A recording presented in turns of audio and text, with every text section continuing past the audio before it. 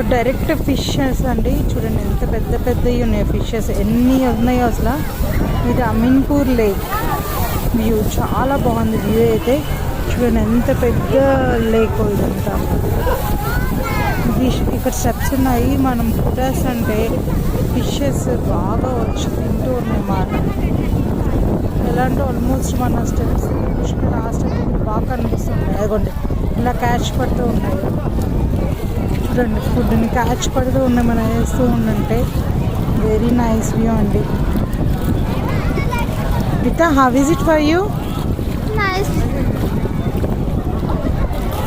చూడండి fishes catching the food.